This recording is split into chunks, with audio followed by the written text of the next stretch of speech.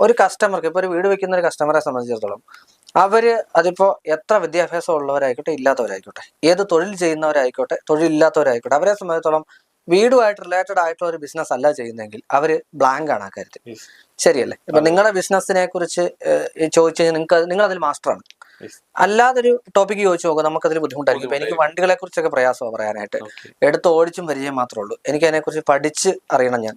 പക്ഷെ നമ്മുടെ മേഖലയിൽ ഒരു വീട് വെക്കുന്ന ഒരാൾ, ഒരു കസ്റ്റമറെ സംബന്ധിച്ചോളം അയാൾ വീട് വെച്ച് വരുന്ന സമയത്ത് ഒരുപാട് എന്താ പറയുക ഒബ്സ്റ്റക്കിൾസ് അവർക്ക് നേരിടേണ്ടി വരും.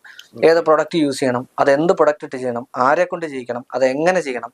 നമ്മുടെ വീട് വെക്കുന്ന സമയത്ത് പലപ്പോഴും നമ്മൾ കേട്ടിട്ടുള്ളതും കണ്ടിട്ടുള്ളതാണ്, ഒരുപാട് ആൾക്കാർ അഭിപ്രായം പറയും. 1008 അഭിപ്രായങ്ങൾ ഇതിനകത്ത് വരും. ചെറിയ കുട്ടികൾ വരെ ഒന്ന് ഈ വീട് ഇങ്ങനെ മതിയോ അച്ചാച്ചാ എന്ന് ചോദിച്ചിട്ട് പോകുന്ന ഒരു സാഹചര്യമുണ്ട്. അവിടുന്ന് മാറി ഇത് കൃത്യമായിട്ട് എങ്ങനെ ചെയ്യണം, ഒരു വീട് ചെയ്യുമ്പോഴത്തേക്കും അത് കൃത്യമായിട്ട് എങ്ങനെ ഡിസൈൻ ചെയ്യണം. അതിനകത്ത് ഒരുപാട് ഘടകങ്ങളുണ്ട് വീട് ഡിസൈൻ ചെയ്യുന്ന സമയത്ത്. അത് കൃത്യമായിട്ട് എങ്ങനെ ചെയ്യുക, അതുപോലെ അതിനകത്ത് ഉപയോഗിക്കേണ്ട മെറ്റീരിയൽ എന്തൊക്കെയാണ്, സ്പെസിഫിക്കേഷൻസ് ഉണ്ട്, അറിയാമല്ലോ. ഏത് പ്രൊഡക്റ്റ് ചെയ്യുമ്പോഴും അതിനൊരു സ്പെക്ക് ഉണ്ട്. ഇപ്പൊ നമ്മൾ ഈ വീഡിയോ ചെയ്തുകൊണ്ടിരിക്കുമ്പോൾ നിങ്ങൾ അതിനകത്തൊരു സ്പെക്ക് കണ്ടിട്ടുണ്ട്. അതെ, ആവശ്യമുള്ള സാധനം, കൃത്യമായിട്ടുള്ള ഡ്യൂറബിലിറ്റി, ക്വാളിറ്റി, ഇതെങ്ങനെ, എന്ത്, എവിടെ എന്നുള്ളത് ഉറപ്പുവരുത്തുക എന്നുള്ളതാണ്.